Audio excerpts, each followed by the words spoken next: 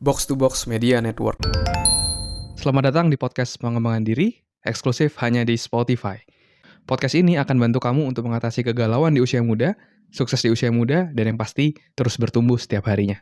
Selamat mendengarkan. Hai Sandres Bordes, dan pada podcast kali ini saya akan sharing tentang gimana caranya agar kita nggak cepat marah dan tidak terlalu sensitif ya. Tapi sebelum itu, saya mau ngajak kamu buat download beberapa tools yang bisa bikin kamu lebih sukses dan produktif. Silahkan kamu bisa cek link yang ada di deskripsi ya. Dan sebelumnya saya juga mau update dan mungkin mohon maaf kalau misalnya di beberapa audio belakang ya sebelum ini itu suaranya agak kurang jelas. Hal tersebut dikarenakan mungkin ada beberapa faktor. Yang pertama adalah kemarin saya baru beberapa waktu lalu saya kena COVID. Dan saya rekaman itu ketika mulai terkena COVID. Dan ternyata suara itu juga salah satu yang berdampak gitu ya ketika orang terkena COVID. Jadi suaranya ada beberapa poin yang hilang, ada beberapa poin yang tenggelam. Itu karena suara yang masih belum balik sepenuhnya. Terus saya tetap bikin podcast untuk bisa menginspirasi teman-teman. Dan saat ini saya sudah jauh lebih pulih, udah seminggu after COVID dan udah mulai rekaman lagi. Dan hopefully audio ini udah jadi jauh lebih jelas, suara saya udah jadi jauh lebih baik agar ketika teman-teman mendengarkan podcast ini mendapatkan experience yang baik ya. Oke, mari kita bahas tentang gimana caranya agar tidak cepat marah dan terlalu sensitif. Ini saya menjawab pertanyaan yang masuk lewat DM di Instagram dari Damaris_Ingel ya. Dia bertanya, "Kak, gimana sih biar tidak cepat marah dan tidak terlalu sensitif? Saya minta tolong solusinya dong, Kak. Terima kasih sebelumnya." Gitu. Oke, thank you Damaris. Good question. Jadi cepat marah dan terlalu sensitif itu seringkali merugikan diri kita sendiri ataupun orang lain. Kalau untuk diri sendiri pasti kita jadi ngerasa tidak enak gitu secara emosional, dimana kita merasa gampang mood swing, maksudnya emosi kita naik turun, tidak stabil, mudah cepat marah kan. Itu secara emosi itu membuat kita menjadi merasa tidak nyaman gitu ya.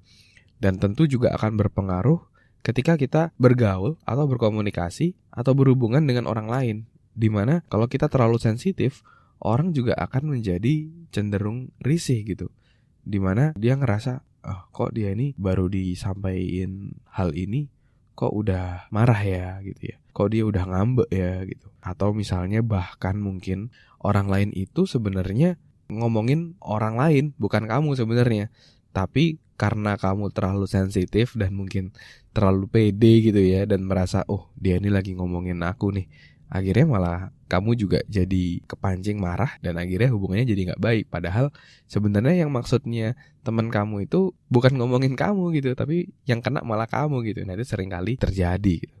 Kayak di sosial media juga sering gitu tuh.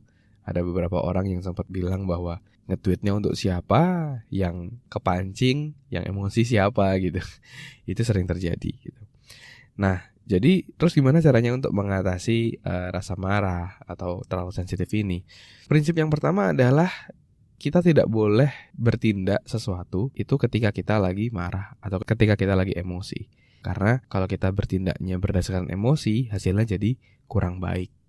Misalnya kamu lagi emosi, nah itu kamu jangan langsung bertindak, tapi kamu kasih jeda waktu dulu, kamu kasih delay dulu buat kamu berpikir lebih jernih ya. Karena ketika orang lagi emosi, itu logikanya menurun. Dia gak bisa mikir pakai logikanya secara optimal. Dan ketika emosi kita lagi turun, kita kasih delay, kita kasih jeda, itu kita bisa berpikir dengan jadi jauh lebih jernih gitu.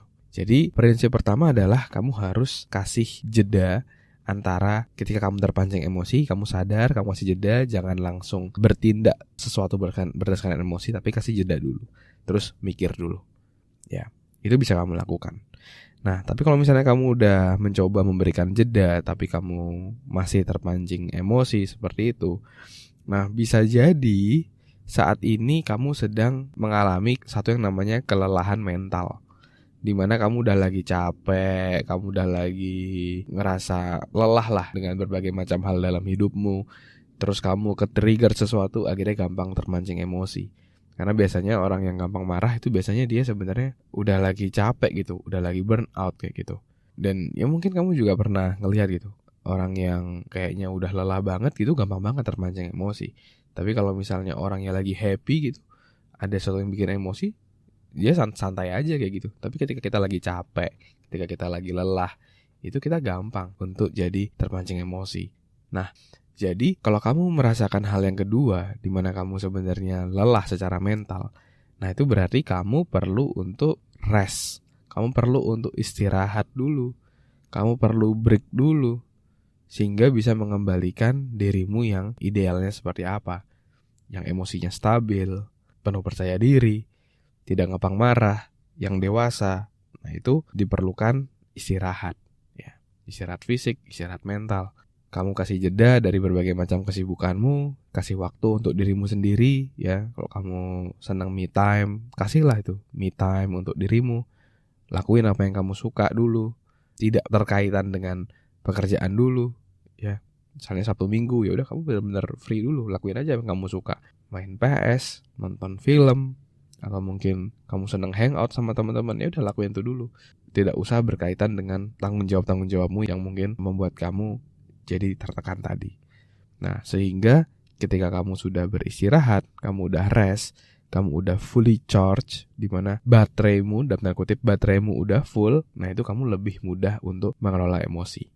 Jadi ada dua prinsipnya tadi ya. Yang pertama adalah kamu kasih jeda ketika kamu udah mulai termancing emosi. Atau yang kedua, ketika kamu udah ngasih jeda tapi tetap gampang marah, terlalu sensitif, bisa jadi kamu lagi kelelahan secara mental, secara fisik juga mungkin, yang memerlukan kamu untuk istirahat sehingga kamu bisa fresh kembali.